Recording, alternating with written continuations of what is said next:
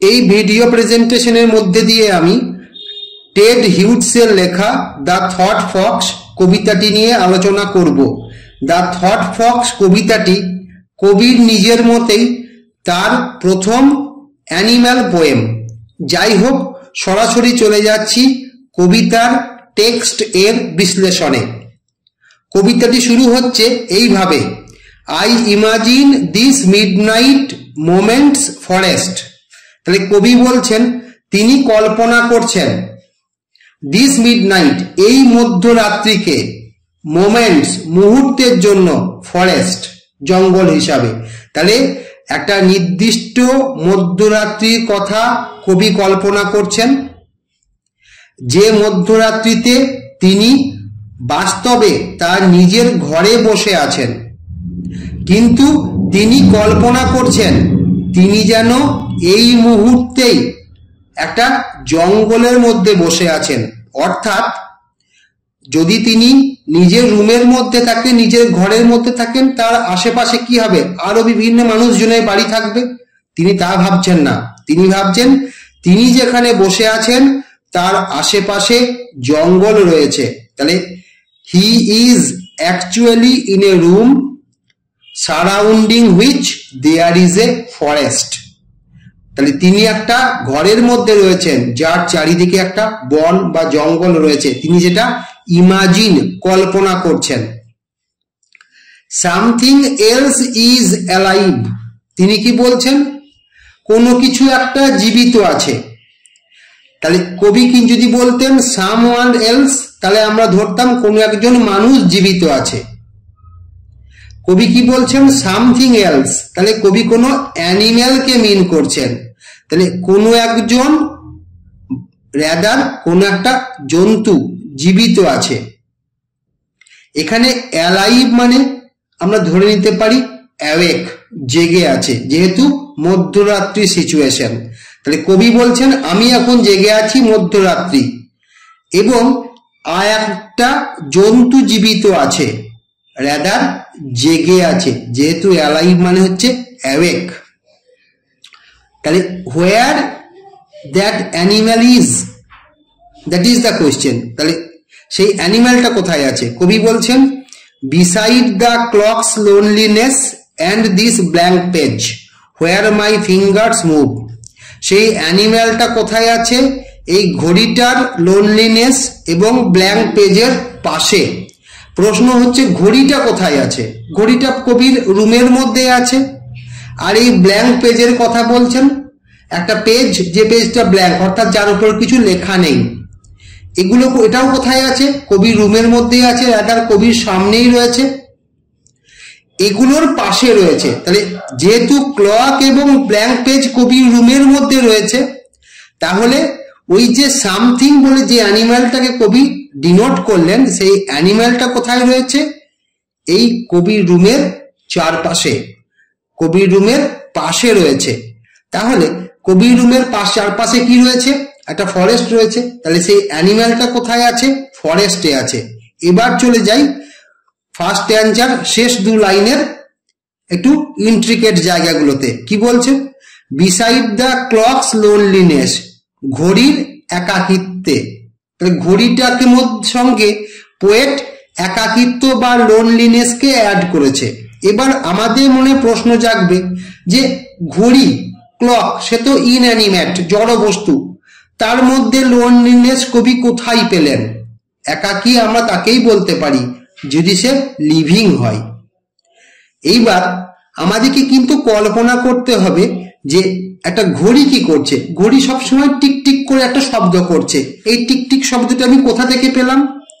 কবিতার যে ফিফথ স্ট্যান্জা, তার পেনাল্টিমেট লাইন, শেষ লাইনের আগের লাইনের সেকেন্ড পার্ট থেকে আমরা পেলাম দ্য ক্লক টিক্স। তাহলে ঘড়িটা টিকটিক করে শব্দ করছে। তাহলে কবি কল্পনা করছেন যে ঘড়িটা টিকটিক শব্দ করে কোনো একটা মেসেজ বা বার্তা প্রকাশ করতে চাইছেন। যেহেতু যার উদ্দেশ্যে সেই বার্তা, সে কিন্তু সেই বার্তাটা শুনতে পাচ্ছে না বা বুঝতে পারছে না, তাই ঘড়িতে যেন কন্টিনিউয়াসলি টিকটিক করে যাচ্ছে, ক্রমাগত টিকটিক করে যাচ্ছে। কবি বলছেন through the window I see no star. কবির ঘরের জানলা খোলা রয়েছে। কবি বলছেন জানলার মধ্যে দিয়ে আমি আকাশের কোনো তারা দেখতে পাচ্ছি না। তাহলে আকাশে তারা নেই, তার মানে হচ্ছে জায়গাটা ঘন অন্ধকার। তাহলে ঘন অন্ধকার কোন জায়গাটা? ওই কবির ঘরটার চারিদিকে যে সারাউন্ড করে আছে যে একটা ইমাজিনারি ফরেস্ট, কাল্পনিক জঙ্গল, সেই জঙ্গলটা হচ্ছে অন্ধকারে ঢাকা। Something more near. তাহলে কবি ফার্স্ট স্ট্যাঞ্জায় কি বলেছিলেন? Something else is alive. কোনো কিছু একটা প্রাণী সে জেগে আছে মাঝরাত হলেও। এখন কি বলছেন? সামথিং মোর নিয়ার, সেই অ্যানিম্যালটা মোর নিয়ার, আরো কাছে চলে এসছে।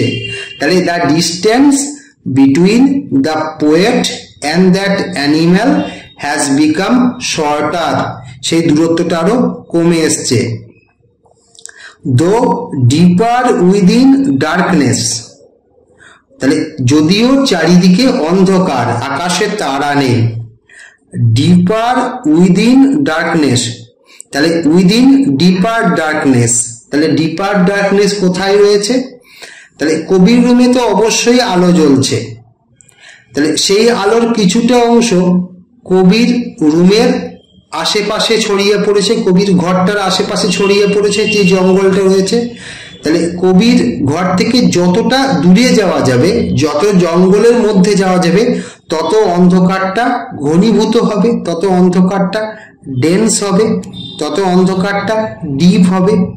তাহলে তো ডিপার উইদিন ডার্কনেস, তাহলে বেশি ঘন অন্ধকার যদিও আছে তার মধ্যে দিয়ে, তাহলে বেশি ঘন অন্ধকারের মধ্যে দিয়ে, তাহলে বেশি ঘন অন্ধকার কোথায় রয়েছে? একেবারে কবির রুম থেকে জঙ্গলের মধ্যে একটু দূরবর্তী অংশে। ইজ এন্টারিং, সেখান থেকে অ্যানিম্যালটা প্রবেশ করছে কোথায়? দ্য লোনলিনেস, একাকিত্বে। এবার আমাদেরকে জানতে হবে ডার্কনেস বলতে এখানে এক্স্যাক্ট কোন জায়গাটাকে বোঝাচ্ছে। ডার্কনেস বলতে কবি এখানে বলতে চাইছেন that part of the forest which is at a distance away from his room. জঙ্গলের সেই অংশটা যেটা তার রুম থেকে একটু দূরে, অর্থাৎ যেখানে তার রুম থেকে, তার বাড়ি থেকে কোনো আলো যেখানে পৌঁছাচ্ছে না, সেখান থেকে অ্যানিম্যালটা কোথায় প্রবেশ করছে? The loneliness, একাকিত্বে। লোনলিনেস বলতে কবি কিন্তু মিন করছেন তার রুমটাকে, যে রুমের মধ্যে তিনি রয়েছেন। তাহলে আমি বলে দিলাম যে লোনলিনেস বলতে কবি তার রুমটাকে মিন করছেন। আমাকে তো ক্ল্যারিফিকেশন দিতে হবে। Why do we call the poet's room as symptomatic of loneliness? আমাদেরকে মাথায় রাখতে হবে কবি ছাড়া কোনো মানুষ সেই রুমটার মধ্যে নেই, তাহলে কবি হচ্ছে লোন বা অ্যালোন। এবং কি সেই রুমের মধ্যে যে ক্লক রয়েছে, ক্লকটা যে অ্যালোন কবি বলেছেন, তার ব্যাখ্যা আমরা দিয়েছি। এমনকি পেজটা, সেই পেজটাও অ্যালোন, ফাঁকা। কারণ কি? পেজটার উপরে কিছু লেখা নেই, nothing is written on the blank page, so that blank page is also alone. তাহলে লোনলিনেস তিনটে থিং বা বিইংকে ডেজিগনেট করছে। One is the poet, the second is the clock and the third is the blank page. এই ছিল আজকের আলোচনা। পরবর্তী video প্রেজেন্টেশনে আমরা কবিতাটির শেষ তিনটে স্ট্যাঞ্জা নিয়ে আলোচনা করব। তোমাদের এই অংশের উপরে কোনো যদি জিজ্ঞাসা থাকে অবশ্যই তোমরা ভিডিওর কমেন্ট সেকশনে জানাবে।